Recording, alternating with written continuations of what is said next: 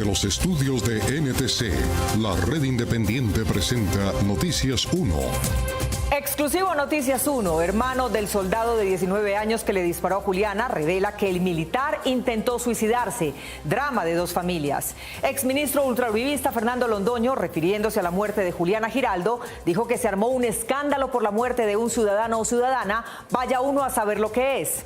Gobernador de Nariño afirma que están verificando el secuestro de 40 indígenas Agua y confirma muerte de 3 por guerra entre bandas en el resguardo. Entrevista a los Danieles con Monsalve, el principal testigo contra el expresidente Uribe, dice que no se retractará. Víctima de la guerra que aparece en un video como beneficiaria de los programas de paz con legalidad, dice que ha recibido nada de este gobierno y que las imágenes son de hace 3 años. Y en los deportes, Germán Arango. Mónica, Deportivo Cali derrotó 2-0 a Alianza Petrolera y por el mismo resultado Cúcuta en condición de visitante se impuso sobre el Boyacá Chicó. Después de 1997 un francés vuelve a ser campeón mundial de ciclismo, esta vez el honor fue para Julian Alaphilippe.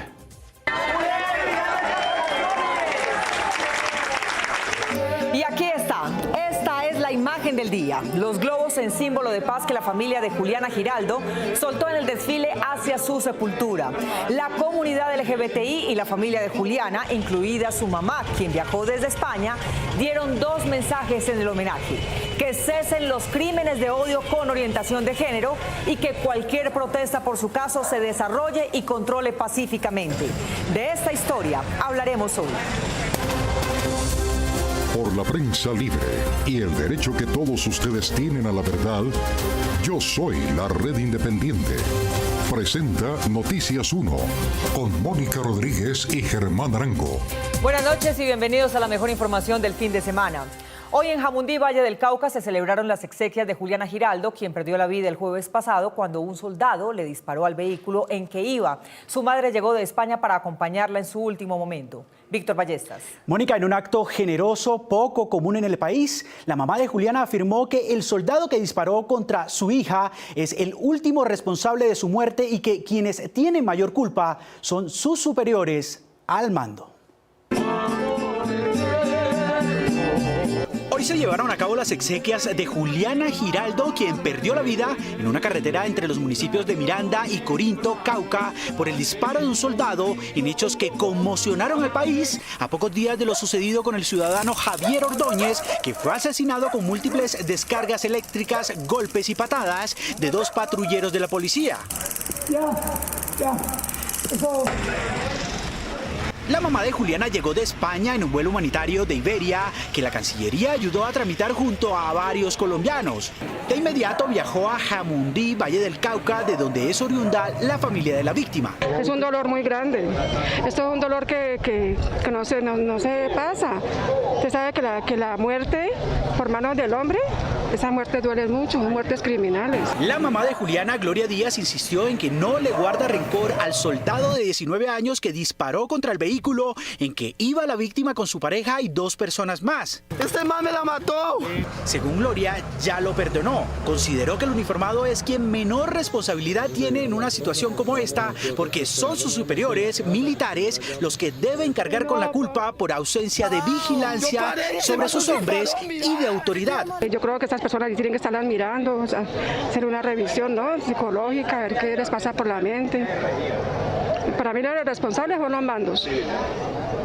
Hay responsables sí, pero son los mandos. Reiteró que su hija, aunque se sentía muy bien acogida en la familia de Francisco, su pareja, tenía temor de los miembros del ejército porque cuando se los encontraba en retenes u otras situaciones similares, se burlaban de su orientación sexual. Me explicó por lo de los papeles, cuando él pasaba los retenes, que lo hacían pasar a veces por momentos difíciles. Gloria les pide a los colombianos no responder a la violencia con más violencia, pero le solicitó al presidente Duque que revise lo que está sucediendo en el ejército y la policía. Al presidente que vea qué gente tiene al mando de estos muchachos y si tiene que hacer cambios, pues que los haga, ¿no?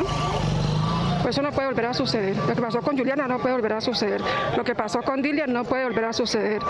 Lo que pasó en Bogotá con los 10 jóvenes que mató la policía no puede volver a suceder. Los restos de Juliana reposan en el cementerio de Jamundí, municipio donde a partir de hoy se han programado varios actos en su memoria.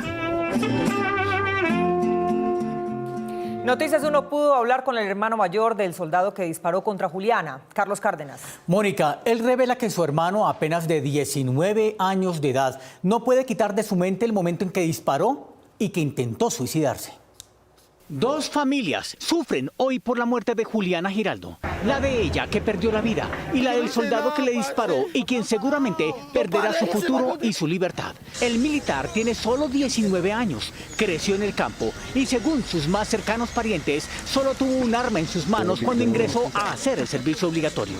Noticias 1 logró contactar a su hermano mayor, quien decidió hablar por primera vez a condición de que no se mostrara su imagen por temor a represalias. Aseguró que el soldado está padeciendo grave afectación emocional. Estamos pidiendo acompañamiento de un psicólogo. Yo tuve la oportunidad de hablar con él, en la cual me dice que él alcanzó a ver esa persona y pues tiene ese reflejo de ella que como que no lo deja en paz, no lo deja dormir. Me ha dicho que hasta tampoco pues se está alimentando bien. Lo primero que hizo el soldado cuando vio el cuerpo inerme dentro del vehículo en la carretera de Miranda fue llamar a su hermano para decirle que no quería vivir más. Él lo hizo fue llorando de que se había embalado, creo que fue la palabra que me dijo, que había una muchacha. Luego de eso, él intentó quitarse la vida. Él no hacía sino llorar y estaba muy desesperado en ese instante. Les hizo saber a sus familiares desde la unidad militar donde está confinado por el momento que no entiende por qué hay quienes afirman que él disparó por homofobia. Palabras que él siempre me dijo que era una muchacha. Él me dice, era una muchacha. Él no tenía claro ni siquiera, y hay muchas cosas de las que él tampoco se ha enterado por la misma preocupación. Él incluso ya después por los medios fue que se vino a dar cuenta el género de que era esta persona. La angustiada mamá y los hermanos del soldado han recibido llamadas de familiares, vecinos y otros amigos que están dispuestos a declarar sobre la conducta pasada del joven militar. Estamos recogiendo unas firmas de que él en ningún momento representa un peligro para la sociedad, de que es un buen muchacho, que decidió irse a prestar su servicio militar. Estaba muy contento porque pues estaba a muy pocos días de que eso terminara. Insisten que su hermano necesita ayuda. Es muy cruel para la familia de todos. Mi madre, que es en este momento es la que se está viendo pues gravemente afectada. Está asustado, está temeroso, es una cosa de que él es un niño, él hasta ahora tiene 19 años. Y pues apenas está empezando a vivir. La familia de Juliana fue la primera que entendió el drama del otro lado de esta tragedia. Y en un rápido gesto, la hermana de la víctima llegó a encontrar, abrazar y perdonar a la mamá del joven soldado. El gobernador de Nariño confirmó la muerte de 3 personas en el resguardo indígena de Zabaleta, en Tumaco, Nariño, y dijo que está tratando de verificar el secuestro masivo de 40 personas. Patricia Uribe. Mónica, el ejército tiene presencia, pero no tiene la confirmación que pide el gobernador. Según el general, la violencia en la zona es generada allí por 10.000 hectáreas de coca sembrada. El gobernador de Nariño, John Rojas, dijo que la información preliminar que le entregó la comisión humanitaria que llegó hasta el resguardo de Inda Zabaleta en Tumaco, Nariño, es de 3 personas secuestradas durante los enfrentamientos entre los grupos criminales Oliver Sinesterra y los Contadores, que se disputan el control de las rutas del narcotráfico en la zona. Las denuncias de las autoridades indígenas del pueblo Awá y de organizaciones de derechos humanos denunciaron el secuestro de por lo menos 40 indígenas por parte de estos grupos ilegales, situación que obligó al desplazamiento de funcionarios de la alcaldía de Tumaco y de la Defensoría del Pueblo hasta el sitio. 3 personas fueron asesinadas, 2 personas heridas en el resguardo Inda de Zabaleta. Está por verificarse también una información que circula en redes sociales que habían sido retenidas 40 personas. Yo creo que ahora es el momento de que el gobierno nacional y toda la institucionalidad tenemos que poner los ojos frente a estos temas. Señaló que aún no se ha determinado si los muertos o heridos son de los grupos armados o civiles y que el miedo en las comunidades indígenas ha dificultado la obtención de información. Nuestros indígenas, nuestros afro y nuestros campesinos quieren vivir en paz y están dispuestos a hacer una sustitución voluntaria. El gobernador del resguardo Inda Zabaleta del pueblo Awá había denunciado horas antes de que partiera la misión humanitaria al lugar que los indígenas estaban en grave riesgo. Muchas familias que han salido al corregimiento de Llorente, el cual también es un riesgo salir. El jefe del comando número 2 del ejército del suroccidente señaló que hasta ahora no se sabe del secuestro de 40 personas, pero que sí se sabe con certeza lo que quieren las bandas criminales. Precisamente por la disputa de las economías ilícitas que hay en el sector.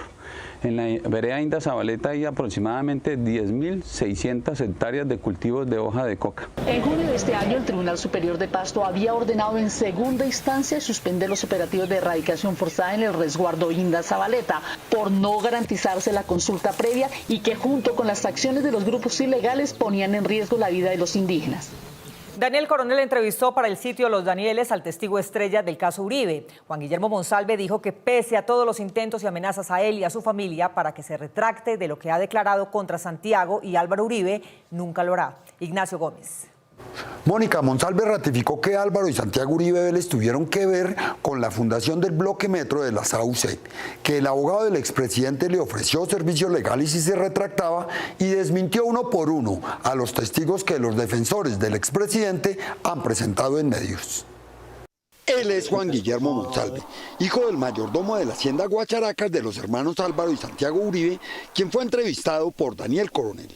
Usted se reafirma en que los señores Santiago Uribe y Álvaro Uribe participaron con Santiago Gallón, con Juan Guillermo Villegas y con Luis Alberto Villegas alias Tubo en la conformación de ese bloque metro. ¿Usted se reafirma en esa declaración? Sí, señor, es que las autoridades llegaron fue por la cerrada de la finca, por la quemada y por la matada del trabajador de la finca. Monsalve buscó en 2012 al senador Iván Cepeda para contarle lo que vio hacer a los hermanos Uribe en la finca. ¿Cómo llegó Iván Cepeda a usted? Yo le mandé una solicitud. ¿Usted se la mandó a él? Sí, señor. Luego de convertirse en testigo clave del proceso por manipulación de testigos contra Álvaro Uribe, su versión ha sido atacada por la defensa del expresidente. Monsalve le regalaron una finca. Jurado, ayúdeme a entrar un veneno. Todo lo que hice fue porque lo pusieron a que dijeran. Pero en sí todo eso es mentiras. En la misma entrevista narró que el secuestrador de cuello blanco Enrique Pardo Hash y el exguerrillero Nicolás Jurado no tienen cómo respaldar las afirmaciones que hicieron en su contra, pues en los momentos que ellos narran no compartían cárcel ni celda con él. Lo mismo que querían que yo dijera de Iván Cepeda es lo que están haciendo en contra mío. Y también se ratifican las ofertas que recibió el abogado Cadena mientras el senador Uribe esperaba su retractación, que no llegó. No te me hagas al lado, te pido un favor. En las escalinatas del Palacio de Justicia. Diego Cadena en esa reunión le ofreció a usted, sí o no, que le hacía gratis un recurso de revisión jurídica para su caso en la Corte Suprema de Justicia. Sí, señor. Y de meterme a la G también. Su historia comenzó cuando, conociendo los beneficios de justicia y paz, quiso presentar su declaración en 2011. Y me preguntaron, me dijeron, ¿jura decir la verdad, nada más que la verdad? Yo dije, sí, juro. ¿Cómo empezó usted en el bloque metro? Y cuando empecé a decir, y una vez me echaron para atrás. Y de regreso a Cómbita fue víctima de un atentado que hoy pone en duda a los defensores del expresidente. Cuando ahí el teniente Cano le hizo así, vea. En el momento que le tiraron a él, apagaron las cámaras. Conocida su situación de peligro, la Corte ordenó protegerlo, junto con otros 2 testigos, uno de los cuales ya fue asesinado. Cuando le iban a disparar a la persona, apagaron las cámaras de los cuadrantes. O sea, casi lo que pasó en Cómbita cuando me tiraron. Reafirmó que no se va a retractar por ningún motivo. Nunca me va a retratar, nunca. Y a la pregunta final sobre si tiene temor a ser asesinado como Areiza, contestó. Lo más seguro es que sí. Los protagonistas de un video que el presidente Duque presentó en un evento internacional sobre la paz dicen que no entienden por qué aparecen allá dándole las gracias a él por la ayuda recibida si de él no han recibido nada. Juan Fernando Barona. Mónica, ellos sí saben cuándo fue grabado el video, hace 3 años, para reconocer el apoyo recibido para celebrar el Día de las Víctimas de parte del gobierno de Juan Manuel Santos. Al evento que convocó la presidencia el pasado 17 de septiembre para celebrar los 2 años de la política que llamó Paz con Legalidad, para diferenciarla del acuerdo entre el gobierno Santos y las FARC, el presidente Duque invitó a los expresidentes de Uruguay, Pepe Mujica, y de España, Felipe González, y al enviado especial de la Unión Europea, Eamon Gilmore. De estas personas de carne y hueso que construyen, que se benefician y que le apuestan a la paz con legalidad. Al finalizar, se presentó este video en que una líder social afro, víctima del conflicto, habla sobre el efecto que la guerra ha tenido en su vida. La primera ayuda que recuerdo tanto que recibimos como familia fue el subsidio de arriendo. Se llama Yarlín Mosquera y hoy es profesora de danzas en una escuela de Soacha. Para conmemorar el Día de las Víctimas, y eso ya hace 3 años. Ella se sorprendió cuando se dio cuenta por algunos de sus compañeros que le reclamaron porque ella afirmaba que el gobierno Duque le ayudaba.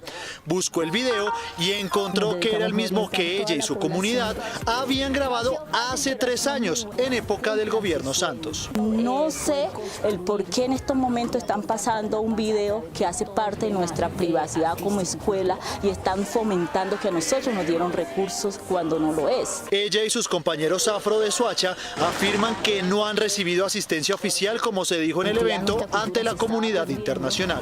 En ningún momento se han acercado, han llamado, han tenido interacción con ninguna de las organizaciones. Muchas mentiras que están sacando a la publicidad que sinceramente no lo están cumpliendo. A nosotros, las víctimas, no nos ha cumplido. La Asociación Nacional de Afrocolombianos, Afrodes, también protestó. ¿Cómo el gobierno va a decir ante la comunidad internacional que está cumpliendo el acuerdo cuando su política es deshacer el acuerdo? Yarlín Mosquera dijo que se siente usada y le exigió al presidente hacer una retractación. Me parece una falta de respeto y de verdad me siento engañada, usada, utilizada por lo que hicieron. Los líderes afro de Soacha de todas maneras esperan que las ayudas puedan llegar algún día a su comunidad.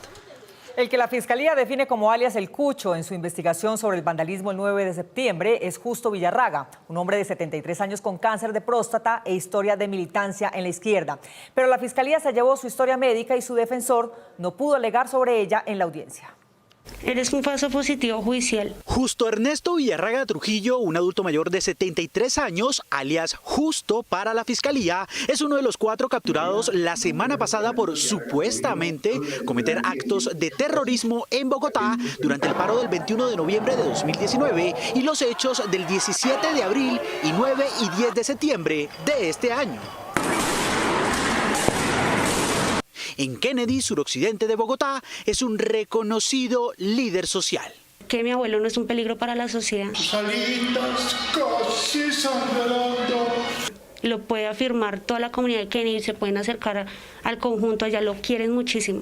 Para la familia de Justo, un hombre que hasta hace un año pudo levantarse de su silla de ruedas por padecer cáncer de próstata, además de ser hipertenso, la Fiscalía y la policía lo persiguen por participar abiertamente en política y ser de izquierda. De su casa se llevaron durante el allanamiento unas camisetas y cachuchas de la Colombia Humana. Apoyó mucho la campaña de Gustavo Petro y muchas veces ha sido perseguido por eso. Muchas veces habían policías que le decían que él ya era tan viejo y que se ponía con esas cosas, que era un izquierdoso, porque así siempre le decían. Y él, como siempre, repartía volantes. En audiencia, el fiscal dijo que Justo había sido señalado por una fuente humana como reclutador de jóvenes para atentar contra la policía. Recibirían educación política, militar, también manejo táctico en armas, inteligencia y demás. Reveló interceptaciones telefónicas, un álbum fotográfico y estos videos divulgados sin audios por la Dijín, que para la defensa carecen de contundencia y no muestran el supuesto rol delictivo de Villarraga. Se ve al señor Justo participando de unas reuniones con los capturados, pero el contenido de esas reuniones no está explícito. Un juez dictó medida de aseguramiento intramural para los señalados terroristas. Según el togado, no se acreditó el estado de salud de Justo, a pesar de que la Fiscalía incautó su historia clínica. Hay una historia clínica que tiene la Dijín. Pues discúlpeme, señor defensor, pero allá está bien. El hombre permanece recluido en las celdas del antiguo DAS. Dios sabe que va llorando. La novia del ingeniero torturado hasta la muerte en el CAI de Villaluz espera que el caso de él sirva para que la policía al menos piense en la reforma de sus procedimientos y junto con sus amigos fue a sanar su dolor al lugar de su martirio. Camilo Galán. Mónica, ella, los amigos y familiares de Javier Ordóñez dicen que es importante que ellos estén ahora detenidos, pero que espera que la justicia sea real y efectiva y que pague por la pena y por lo que hicieron. Nos están matando y la gente no se está dando cuenta. Aún con profundo dolor en su corazón, Maura Alejandra, novia de Javier Ordóñez, asesinado por la policía el pasado 9 de septiembre, espera que la muerte de su novio sea el inicio de una transformación estructural de la fuerza pública del país y reevaluar sus procedimientos y protocolos. Yo tengo fe. La tuvo Javi antes de morir, pues la voy a tener por él.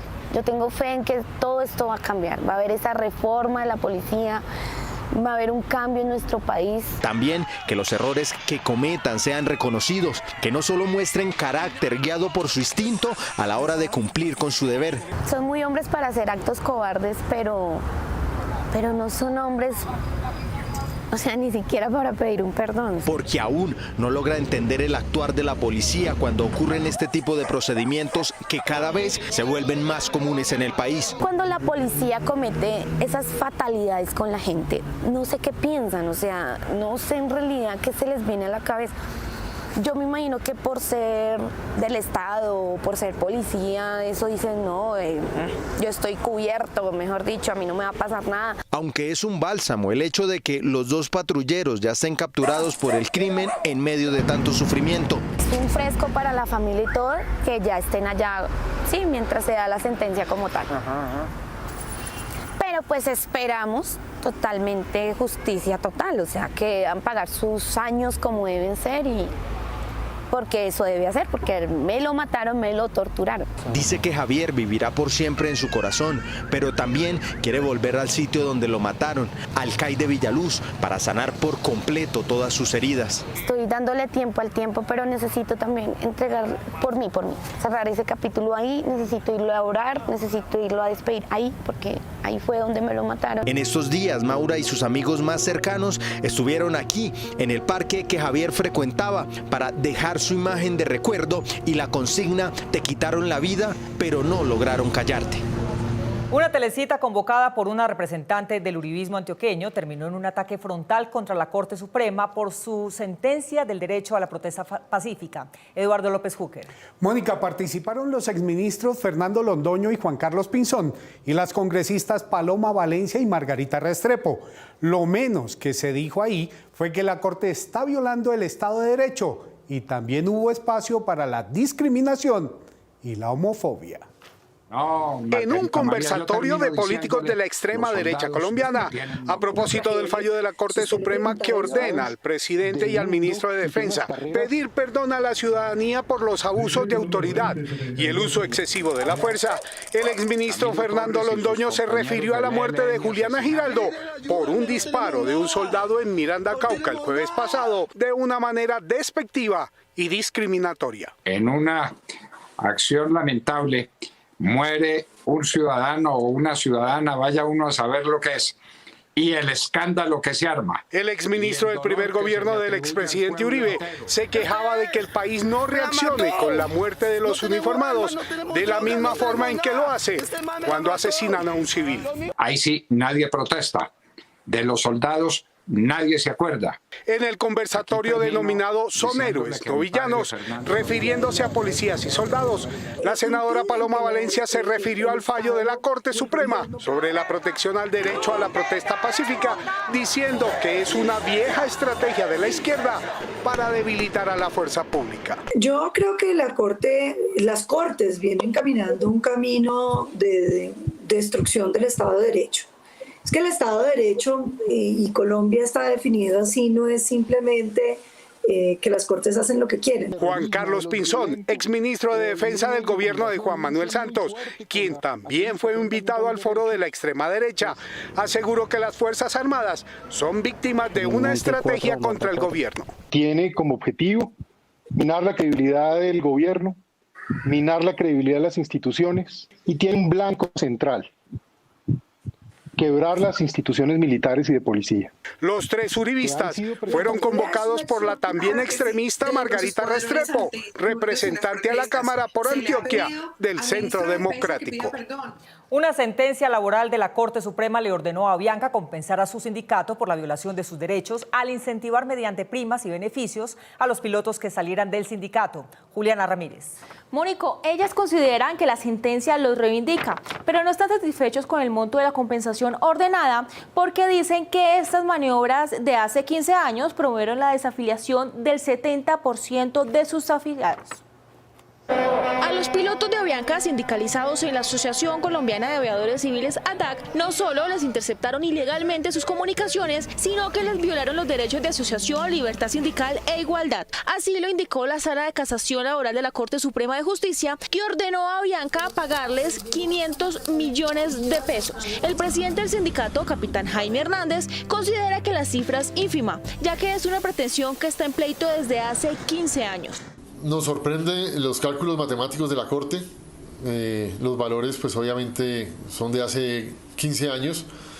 Sin embargo, es más gratificante y más desde el punto de vista de nuestra dignidad y nuestro honor poder demostrar a los colombianos que todo lo que estaba pasando, que todo lo que denunciamos durante años no era más que la verdad. Según la Corte, Avianca mengó el poder de la organización sindical a través del ofrecimiento a los trabajadores sindicalizados de mejores garantías económicas que las conseguidas a través de la negociación colectiva. Por estos hechos, hubo una desafiliación masiva de cerca del 70% de los miembros del sindicato entre abril y mayo de 2005.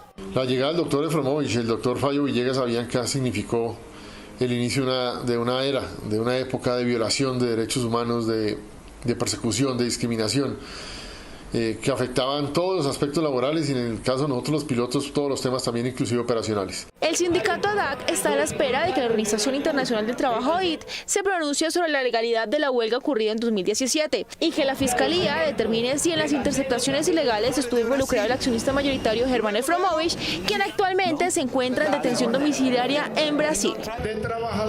Este fallo se da en medio de la polémica por el pago de $7 millones que hizo Avianca a sus directivos para retenerlos, así como el pago completo de sus sueldos, mientras a sus empleados los despedía, les reducía el sueldo hasta 10% o los mandaba a licencias no remuneradas. Esta semana el Tribunal Administrativo de Cundinamarca deberá resolver el recurso de apelación interpuesto por el gobierno ante la medida cautelar de suspender el desembolso de $370 millones que el gobierno prevé prestarle a Avianca, con recursos de los pensionados de entes territoriales. La pandemia del COVID-19 cobró hoy su víctima 1 millón. El director de la OMS piensa que la cifra final de la pandemia puede superar el doble de esa cifra. De esos totales, a Colombia le corresponden hasta hoy poco más de 800.000 infectados y 25.000 muertos.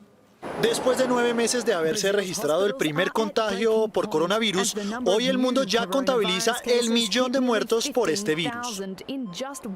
Según el más reciente reporte de Worldometers, hoy se registraron 3.470 nuevas muertes por coronavirus, por lo que llegó a 1.1.755 casos. El país que más víctimas ha cobrado la pandemia es Estados Unidos, con más de 209.000 fallecidos, seguido de Brasil con 141.000 e India con 95.000.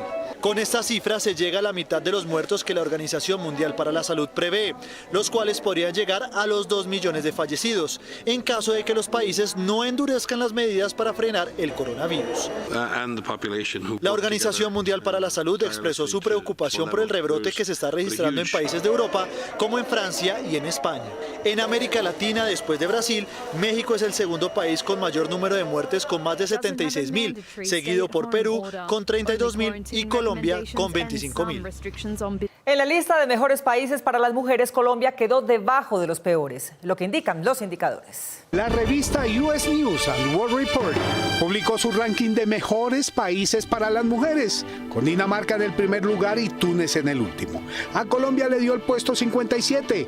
Mejor que nosotros están Arabia Saudita, donde las mujeres no pueden manejar carro, y México, que tiene la tasa más alta de feminicidios. Esto indica que a las colombianas les hace falta pelear más por sus derechos. Esto es lo que indican los indicadores. Ya regresamos, este es Noticias 1, la red independiente.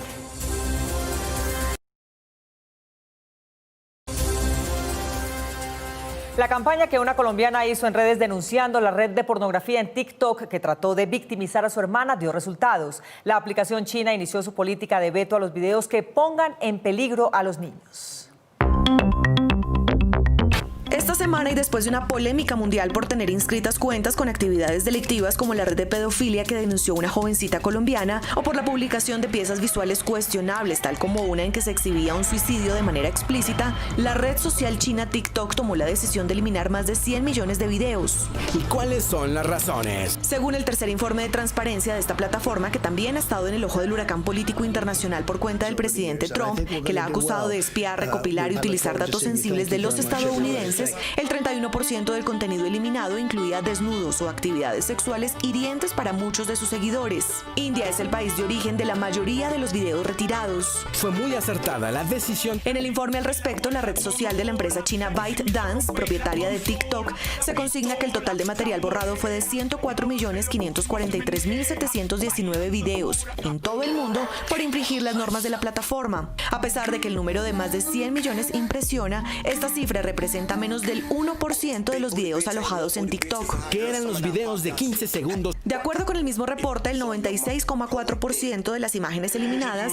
no habían sido aún reportadas por sus usuarios y el 90,3% no alcanzaron a ser vistas por estos. Tanto la eliminación de los videos como el informe han sido interpretados por analistas del mundo tecnológico como un intento de TikTok por rescatar la imagen que el conflicto con Trump le dañó en países occidentales, en donde el consumo de esta plataforma estaba multiplicándose a un ritmo vertiginoso. La irascibilidad y el irrespeto hacia las mujeres que se hacía más frecuente y grave en su jefe llevó a las empleadas de la cárcel de Popayán a denunciar masivamente al director por acoso laboral e insinuaciones de otro tipo. Noticias 1 contra la violencia. Desde hace algunas semanas, funcionarias de la Guardia y el área administrativa de la cárcel de Popayán han realizado varios actos de protesta contra el director de ese penal, el coronel retirado del Ejército, Darío Antonio Valen, a quien ellas señalan de acosador sexual y laboral. Más de 40 empleados de la cárcel acompañaron a las presuntas víctimas del director. El señor Darío Antonio Valen Trujillo. Las funcionarias decidieron dar la cara y denunciar al coronel Valen porque, según dijeron, no pueden seguir soportando sus malos tratos. Él nos maltrata con gritos, utiliza mucho las burlas, las amenazas. Siempre usa palabras muy bruscas, muy grotescas para dirigirse a sus subalternos. La dragoneante Yasmín Rivera, del Cuerpo de Custodia y Vigilancia, cree que fue víctima del acoso laboral de su jefe por no acceder a sus insinuaciones. Él me hizo unas llamadas a 11:30 de la noche y yo pues obviamente no accedí, digamos, o no hice caso a la petición porque no era nada laboral. Entonces desde allí ya empezó el cambio que fue como afectando el servicio como tal. Adriana Córdoba, que cumplió 18 años trabajando en el área administrativa de la cárcel de San Isidro en Popayán, fue víctima de humillaciones y ridiculización pública del director Valen, según su relato, y pese a que le había exigido que no se refiriera a ella en términos peyorativos. Siempre me ridiculizaba en público, delante de los compañeros. La cantidad de reclamos por la conducta del coronel Valen indica que hay casi un consenso sobre sus malos tratos.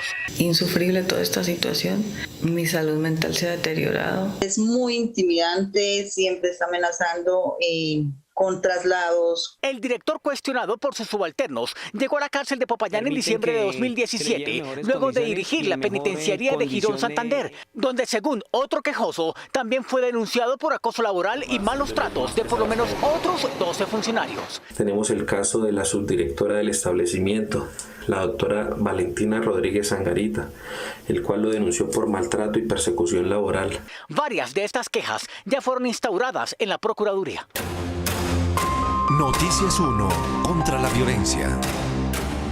Con un seminario virtual sobre la gestión deportiva en épocas de COVID y post-COVID, se está lanzando en Colombia el primer programa académico en el país de gestión deportiva. Por primera vez se ofrecerá una maestría en gestión deportiva y comunicación en Colombia. La evolución del marketing de los procesos de gestión deportiva frente a las nuevas tecnologías de comunicación e información y los cambios que ha sufrido el periodismo y la comunicación deportiva en estos escenarios digitales. El posgrado será liderado por el presentador y director de noticias deportivas de Noticias 1, Germán Arango, quien es doctor doctor en Ciencias de la Comunicación y es profesor de área en la Universidad Externado. Tanto la universidad como Arango se plantearon la necesidad de formar periodistas y profesionales de otras especialidades en proyectos empresariales en este campo y en gerencia deportiva. La estructura del programa interdisciplinario estará a cargo de las facultades de Comunicación Social y Administración de Empresas. El programa se encuentra dirigido a profesionales de múltiples disciplinas, en especial de las ciencias sociales y a gestores del deporte. El próximo martes 29 de septiembre, el programa de Maestría en Comunicación y Gestión Deportiva del Externado y el programa de Periodismo Deportivo de la Universidad Villanueva de Madrid, España, realizarán el foro webinar gratuito con el nombre Deportes sin Fronteras, Reinvención de la Gestión y la Comunicación, al mediodía, hora colombiana. Bueno, el deporte hay que analizarlo de manera global porque evidentemente ahora mismo lo que pasa en la Liga, en la Premier, en cualquier liga, se ve en todo el mundo, en la Champions, en cualquier competición, ya se ven todas las competiciones en todos los países. La complejidad de la cultura deportiva, entendida desde su dimensión formativa, que tiene que ver con la construcción del ser humano, desde su dimensión recreativa, que construye el tejido de la sociedad en la que vivimos, y desde su dimensión competitiva, plantea una serie de retos e interrogantes a los cuales la Maestría en Comunicación y Gestión Deportiva de la Universidad Externado de Colombia pretende dar respuesta. El inicio del programa será el 5 de octubre próximo. Las inscripciones están abiertas. En épocas de movilidad segura se ha multiplicado el uso de las bicicletas y como estas se pueden dañar o se las pueden robar, también existe un seguro. 7 de cada 10 viajes se hacen en transporte público, caminando o en bicicleta. Esta última cada vez más, incluso ahora con el argumento del distanciamiento de la pandemia, se va posicionando como una de las formas preferidas para movilizarse. Se calcula que en Bogotá se realizan 880.000 viajes en bicicleta, lo que representa el 6,6% del total de viajes. Y ahí la importancia de hacerlo seguramente. En el mercado existen pólizas con distintas coberturas que van desde daños o lesiones ocasionadas a bienes u a terceras personas, asistencias para bicicletas y pérdida total por hurto, hasta acciones personales al conductor y renta diaria de hospitalización.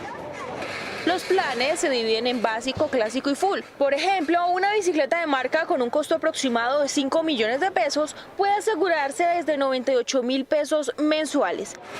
Ahora bien, en estos seguros no se cubre cuando la bicicleta sea retenida, embargada o decomisada por una autoridad, en la reclamación exista mala fe o la bicicleta sea utilizada para transporte público de pasajeros como bicitaxismo u otra modalidad. Un fabricante de carros sostiene que Colombia tendrá vehículos híbridos y eléctricos en sus carreteras antes de tener una gasolina que no provoque enfermedades respiratorias.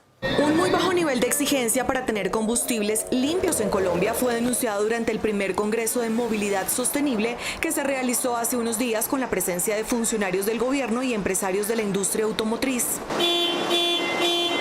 Según se examinó en el foro, aunque el país produce el crudo, el proceso de refinación del combustible aplica una norma que hace 15 años tenía vigencia en Europa.